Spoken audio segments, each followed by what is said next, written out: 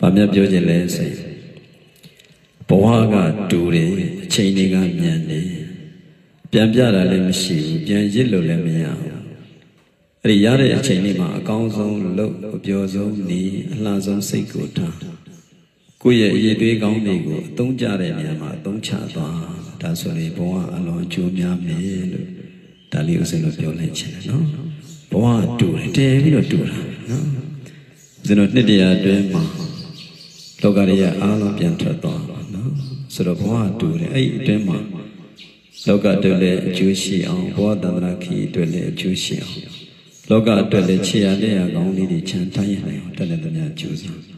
ဘဝတန္တရာခီအတွက်လည်းအဲ့ဒီကောင်းတဲ့အရာတွေအထုတ်ထည့်ပြယူသွားနိုင်အောင်တက်တဲ့သူများကျိုးစားဖို့လိုတယ်နော်ဘဝတူတွေအချိန်တွေကမြန်နေတင်းမြန်တာနော်ပြန်ပြတာလည်းမရှိဘူးရုပ်ရှင်များလို့ပြန်ပြတာလို့ပြန်ရှစ်တာဒီလိုကြည့်လို့လည်းမရဘူးနော်ပြန်ပြတာလည်းမရှိဘူးပြန်ရစ်လို့လည်းမရဘူးရတဲ့အချိန်လေးမှာအကောင်းဆုံးလုပ်အပျော်ဆုံးနေစိတ်ကိုလည်းအလှဆုံးစိတ်ကိုထားကိုယ့်ရဲ့အရေးသေးကောင်းတွေကိုအသုံးချရရမှာအသုံးချတာဒါဆိုရင်ဘဝကတော့အကျိုးများတယ်လောကသဘောကလည်းကိုချီသမျှကိုပြန်ဖြေရတယ်ကိုချီသမျှကျိုးတွေကိုပဲပြန်ဖြေရတယ်